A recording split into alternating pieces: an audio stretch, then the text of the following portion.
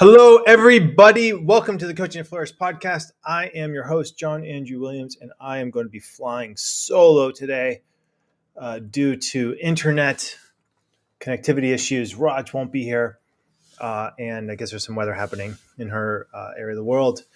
But yeah, I'm here, and I'm also on a new streaming platform. So this one, I believe we can get things going in the sense of if you have a comment or something like that, a question that you want to ask in real time on the platform, either in LinkedIn, Facebook, or YouTube, I am pretty sure I can be able to see it. We haven't tested this functionality, but we did send out a test a little bit ago.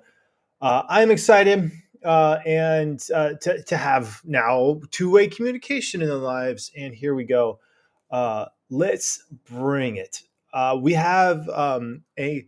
have a coaching session that I did with Dominique, but I want to save that for when Raj can make it here. And instead, I have a series of questions that I have been asked over the last couple of weeks, specifically around business building and life coaching that I would like to go through and to look at. So the first question is, how do you, when you're thinking about coaching, how do you even know what your offering is? You know what I mean? So in terms of what kind of sessions are you offering? Groups of one session at a time, groups of 3, groups of 10 sessions? What kind of packages do you offer, and what kind and how long do you have your coaching sessions go? I got this question this morning. So my ideas around this is, if you are establishing a practice, an independent practice as a life coach, you have to understand a couple things about even how to sell coaching. And the first thing is that you're selling something that is invisible. You can't see it. If you're selling coaching sessions, it's around, it's a lot of trust. A lot of people don't know what coaching is or isn't. There's a lot of misconceptions about coaching. One of the biggest misconceptions about coaching is that as a coach, you are you have your life figured out and you are able to give the best advice and you have exactly what people need to do, which, I mean, it's not true. What is true, however, is that what a coach is trained to do, what we are literally experts at, is listening and asking questions that interrupt emotional thought and emotional patterns. So for instance, when you're working with a coach, one of the first things you'll notice is a coach will ask you questions that get you really thinking, really going in there and looking at, what are the areas in my life that I need to look at? How can I make myself a better human? And a lot of this starts with the agenda. Agenda comes from a Latin word ago agere, which means literally to do. In English, we get the word act from the perfect passive participle, actus for any of those people who are into Latin out there. So ago is the agenda is the future passive participle. It literally means things that ought to be done. And so when you're working with a coach as a client, the coach will ask you, what do you want to look at today? What would make a difference in your life 2 weeks, 2 months, 2 years from now? So when you're asking as a client, or when you're getting asked this question, it puts you in a space of empowerment. It puts you in a space of really thinking, what is it you really, really want in your life? And so the delivery of coaching is so much in the empowerment space that when a coach is thinking about, how do I market this? How do I put this into a package? The coaching space is about empowerment. The marketing space is about the problem. And so as a coach, you have to get really good at pivoting and looking at, okay, so what are the problems that my target audience is experiencing? For me, when I was working with students, high school students, it was around stress around grades, frustration in relationships, and anxiety around the future. When I worked with executives, it was pretty similar: stress around money, frustration in relationships, and anxiety about the future. It was so similar. But when you're putting together your package, whether it's 3 sessions, 5 sessions, 10 sessions, it also needs to have an awareness of both the empowerment space of what is it you think your clients are going to want? Like, what is that empowerment that they're reaching into, as well as the problem space? What really hits, like what really gets to the problem, what really gets to the idea of this is going to solve these problems. For me, in my own coaching journey, I did 10 session packages. I did a sample session, which I charged for eventually when I got to it. I think I charged $50 for that when I got to that space. And then from there, I would just do 10 sessions. If a client really wanted to do sets of 3, I would allow sets of 3. But I didn't want to go much fewer than 10 because there's a lot of admin work. And it was just me. And I had over 40 current clients. I didn't really need to get new clients at that point. I had a waiting list. And so I needed to make it both easy for my clients and easy for me to do this work. And 10 just seemed like a great number. And I did that for years. From 2005 through 2012, I worked with my client base. And at the end of it, I got to a space where people would, after the 10 sessions, they would re-up another 10. About half the clients I worked with completed, and then the other half I just would continue working with them. I met with them once a week. So if I had 20, I was around 20, 25 sessions a week, which was pretty busy. I was pretty busy. And then you add to that what I was developing in terms of training, and I was very busy. So there were a couple of years there where I had overlap between training and also with working with my client base. Which leads to this another question of that I got recently, which is how do you structure your days? Like if you're just starting out. Okay, so how I structured my days versus if I were just starting out as a new coach, like how would I structure my days if I were like starting from scratch? First thing is if you're starting with, I structured my days when I was coaching. I met mostly with students. I met with students in coffee shops around the city of Portland. And then we did move to some Zoom and online at that point. I wasn't Zoom then back then. I think it was Google Meet or just over the phone or Skype, those kind of things. So I would meet with students probably, starting around 3 to 6 around in there, do 3 to 4 sessions a day. And it got to a point when it's so consistent that I would have a schedule. So I would meet with a student, let's say on Tuesdays at 3:00 every other Tuesday. So I just knew, okay, this is my Tuesday, time, and it just felt very, very easy. I had to make the scheduling like that, and I would meet with my clients every other week. So being 2 sessions a month, sometimes 3, and that seemed about right. When clients would continue on with me after the next month, I would go for, I'd still try to keep them on a schedule, but usually after the second 10 session period, we just would meet once a month. In terms of the earlier in the day, I just did admin work, worked on the website, worked on getting more presentations lined up, looked at communicating with parents, with clients, things like that. So I had a very strong structure in my day where the morning and early afternoon were based on admin, and then I would meet with my clients in the afternoon.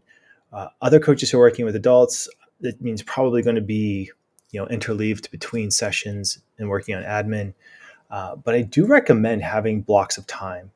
And I found that with those blocks of time, as long as I had clear objectives, something that I could really meet and work with people, if I knew that it was happening at 3, if I had a clear objective of what I needed to accomplish in that day by a certain period of time, that is absolutely what's necessary. I did find that sometimes if I didn't have any structure in those days, it's so hard to know exactly what to do, when to do it. And this is where I think having an accountability partner, having someone who's also establishing themselves as a coach. I did a really strong structure with other entrepreneurs where we would meet once a week on Monday mornings at a coffee shop and lay out our goals for the week.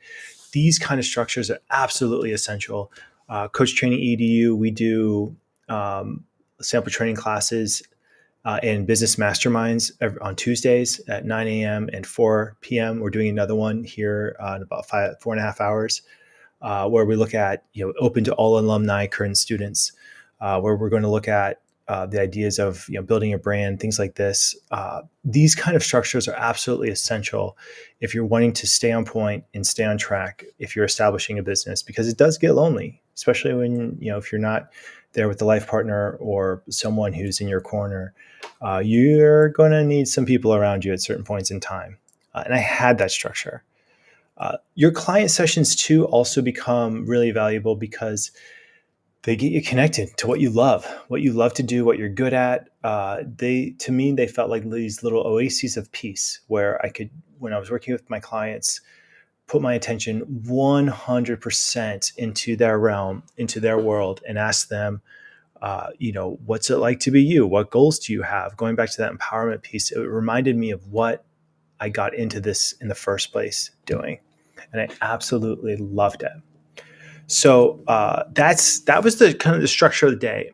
If I were starting from zero, all right, let's say if I were starting brand fresh and had I had to build a client base, the first thing I would do is put together a two page Word document, and I would put together a plan for 10 sessions.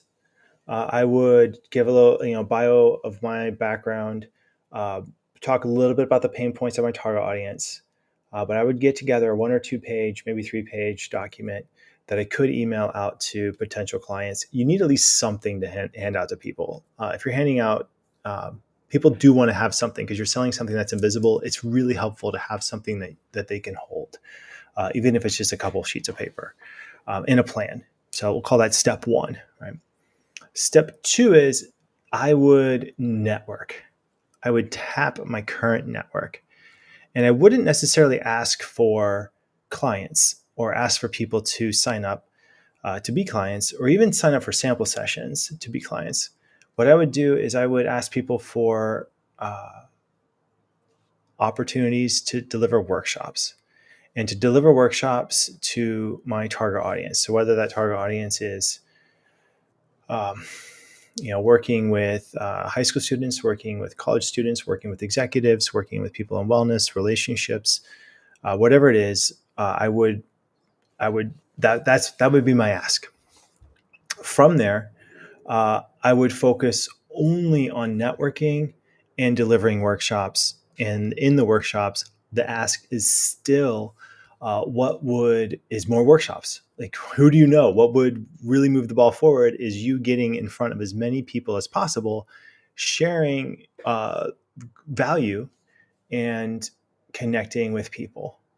That's pretty much all I would do. I know that you can go on social, you can build a platform, you can show up and do these things. I know that works. In my mind, it's a lot of work, it's a lot of effort. It looks cool, and I think it's valuable. But on a deeper level, the question is not how can you get clients. The deeper question is how can you provide value? And especially sustainable value. So how can you provide sustainable value to your target audience? That is the key question. And as long as you can answer that question, you will be successful in establishing a business. So if I were starting from scratch, I would set aside my afternoons again for coaching. I would use the mornings for admin work. I'd set up an accountability structure with a coach, put together a 1 or 2 page form of what I'm offering, and then just try to get as many workshops as I possibly can, try to reach as many people as I possibly can, trying to give as much value as I possibly can in those workshops, rinse and repeat. I did that for about 2 years before my client base really started to take off. And it took some effort. It took a lot of faith. It took a lot of guts. It took a lot of really leaning into that. We had a 1-year-old. I had 5 current clients, 15 current clients from Southern Oregon. We moved up to Portland. I quickly got up to about 5 clients in Portland simply from attending networking meetings, meeting with parents, just pure hustle, trying to get connected. And then at a certain point in time, about 6 months in, I had a break where a school said, "Yeah, let's bring you in. We need someone to speak at this parent-teacher monthly meeting that we have. Your stuff sounds great. Let's get you there." And then that meeting, that presentation broke it open. I met a number of parents, started working with a few of their children. And then from there, I got referred. Other schools knew that I spoke. It was Lake Ridge High School in Portland. Other schools knew that I spoke at Lake Ridge. And so then I got into Lake Oswego. I got into other parent-teacher organizations, and rinse and repeat.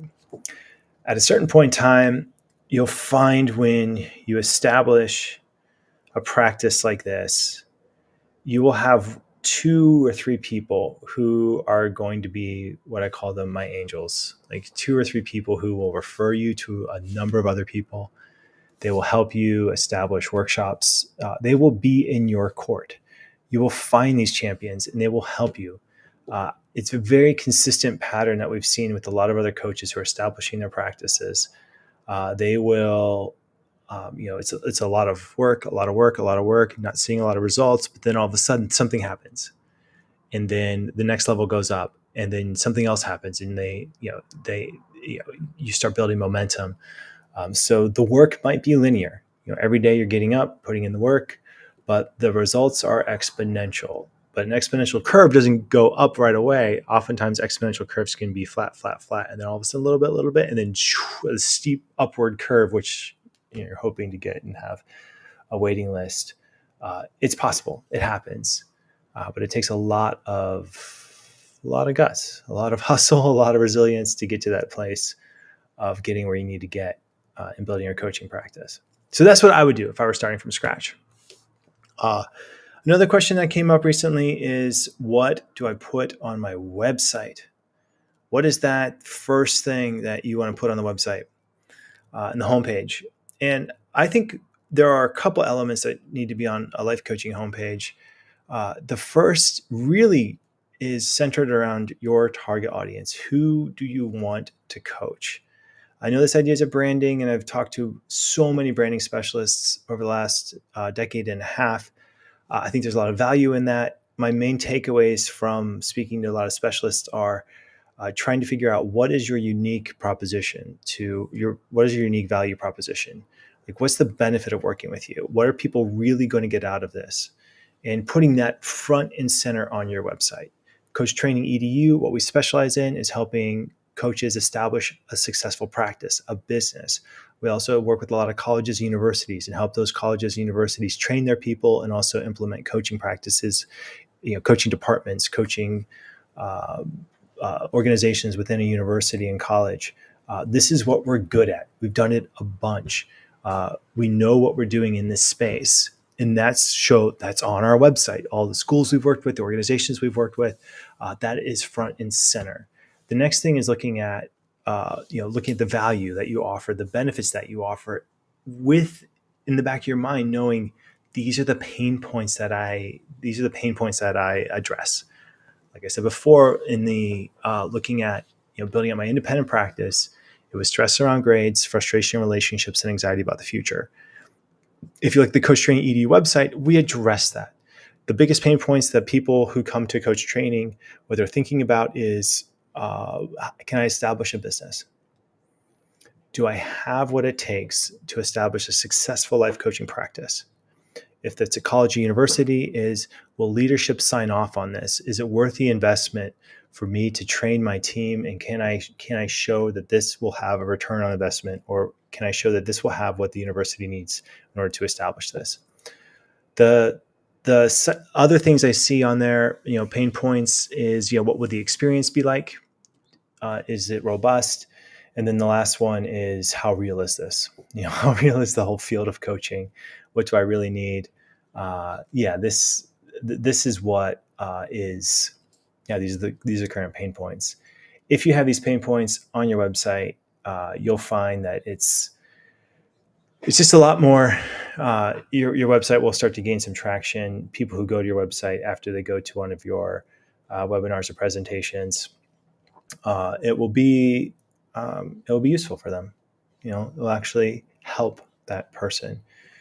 And I've given workshops with one person in the audience, 800. I think my largest one was 1,500 once. I spoke at an event in California, and I mean, it can be pretty intense. But again, every single time I gave a workshop, I would get a client.